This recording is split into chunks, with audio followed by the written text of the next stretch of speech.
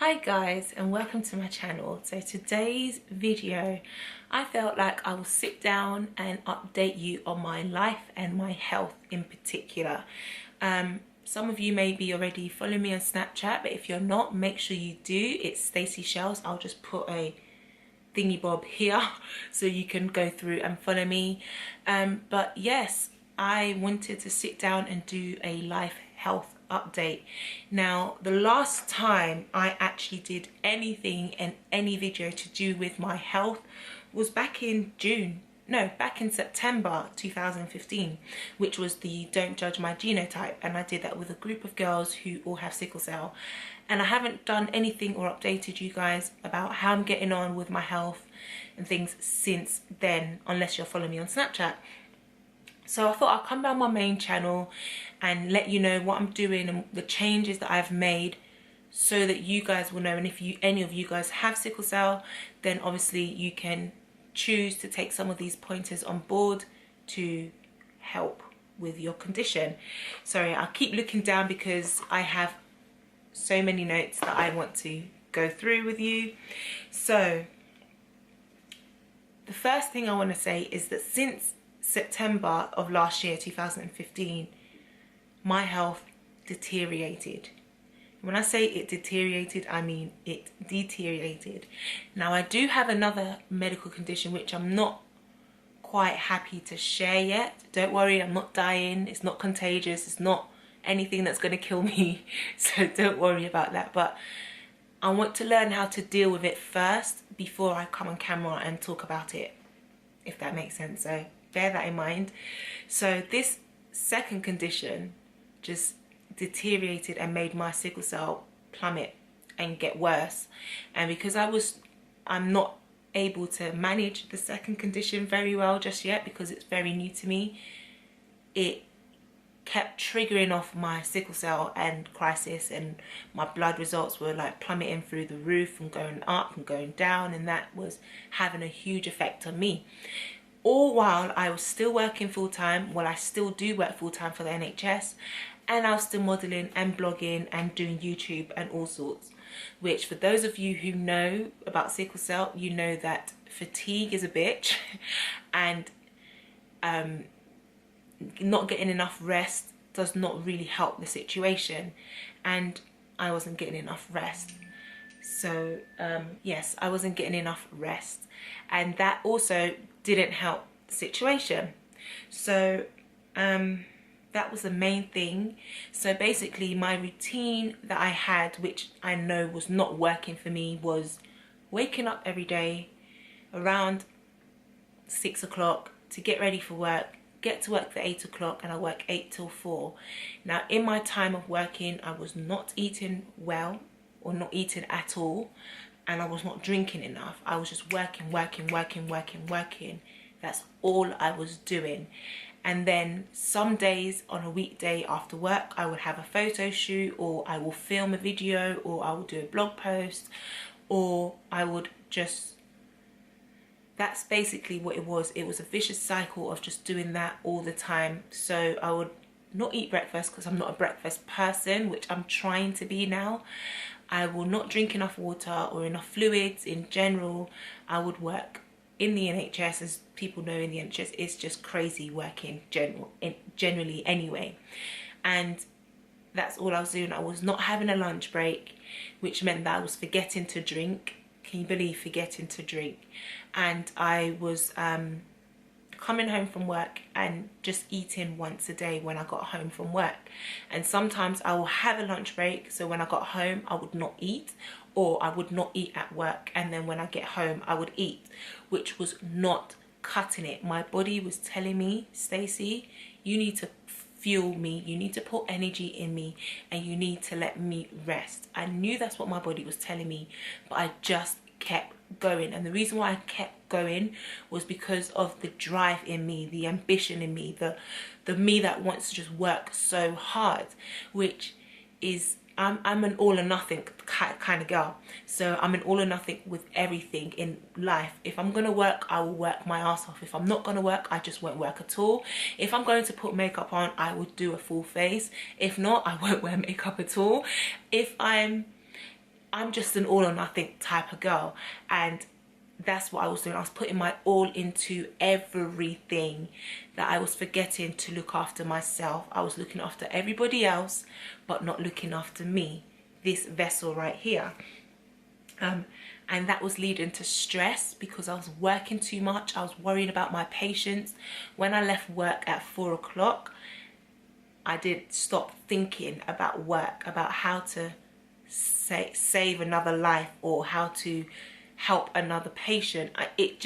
My brain was running 24/7. I was thinking all the time. I just didn't know how to let go. That's how I can explain it. I didn't know how to let go. And because of that, and sometimes because of the constant up and go and the giddying up, at times I was forgetting my medication. So I wasn't taking my medication. The only medication I will take is painkillers to keep my body on top of things, to keep my body at bay. But I wasn't, I just wasn't looking after myself. And with the second condition, all I can tell you about it before I can open up about it is that it's just gastroenterology problems. And so my gastro problems was not settling. It wasn't getting any easier. I couldn't eat because of it. Neither could I not eat because of it. But I was always choosing not to eat because I kept going, if that makes any sense at all. So yes, that's basically in a nutshell what I was putting my body through. And eventually my body told me, Stacey, no, I've burnt out. I can't do this anymore. So in February, I remember calling in work February 1st of this year, 2016. I remember calling in at work and saying, look, I'm too sick to come to work. I just can't. I thought it was just going to be a one-day sick thing. That one day turned into 7 weeks. I was off work for 7 weeks.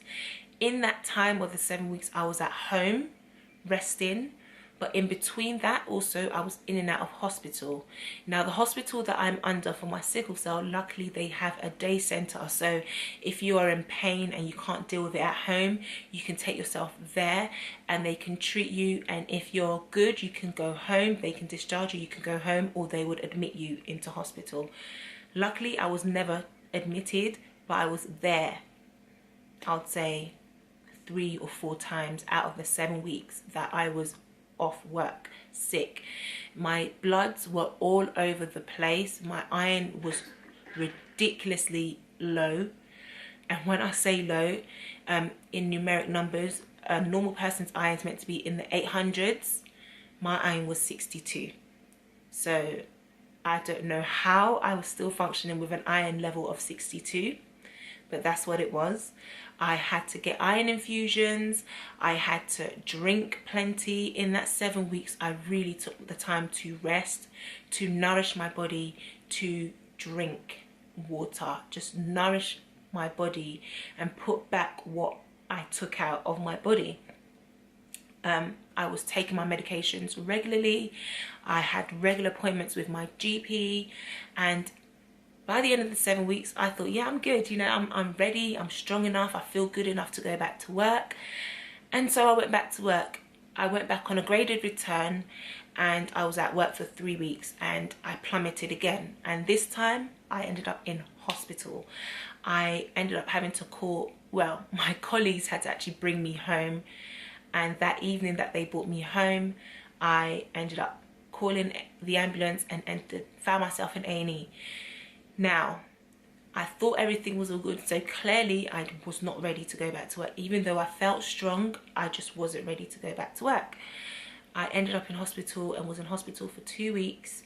In that 2 weeks, the excruciating pain that I went through was like no other. I did document it on my Snapchat. I have documented little clips here and there that I will put in the days in my life vlog series, so you can see bits and bobs. But yeah, I went through hell. So now I've got to a point in my life where I'm putting me first. I'm still the hard go-getter, all or nothing, but I know when to stop now. And one thing I would say that I've started doing is I have changed my diet drastically. So I'm making sure I get my 3 meals a day, breakfast, lunch and dinner. I have I would say I'm a pescatarian. I've completely cut out meat, but I'm never saying that I would never go back to meat. But at the moment I am a pescatarian. I don't eat any processed foods, and I'm kind of following the paleo diet. That's basically what I am on and what I'm doing. I will be filming a day in the life. I will be filming a what I eat in a day video soon, so you guys can see what kind of things I'm putting back into this vessel to nourish myself. So yeah, that's really much a nutshell of what I've been going through, and I thought I'll update you, and I will do another update as to how I get back on track with my health. I do loads of videos and I talk about sickle cell all the time. I am not perfect. I don't know it all. I do get it wrong, which clearly I've got it wrong. So I am working at getting it right again. Sickle cell is such a spontaneous condition. It will spring up on you and get you when you least expect it, and that's another thing that I'm learning. So bear with me guys as I correct my wrongs, and I can let you guys know what's working for me and what's not working for me. Just so you know, this video is 12 minutes long and getting longer by the second, so I'm gonna end it here. If you have any questions, tweet me, Snapchat me, leave them in the comment section below. If you have any ideas, any health tips that can help me on my journey, leave them in the comment section below. I will interact with you guys, and I am planning on doing a Q&A video soon. So if you have any question for me at all, leave them in the comment section below and I'll add them to the Q&A video that I will do soon. Thank you guys so much for watching. I hope you enjoyed this video. Don't forget to thumbs up and subscribe to my channel if you haven't already, and I'll see you in my next video. Peace. In honor of Sickle Cell Awareness Month, I'll be speaking at the Sickle Cell Soiree launch dinner, and that's taking place on the 10th of September 2016. So make sure you get your tickets, come eat and dine with me, ask questions, and I'll be sure to answer them all. All the information's on the screen now, so make sure you call the number, and hopefully I'll see you there. Bye.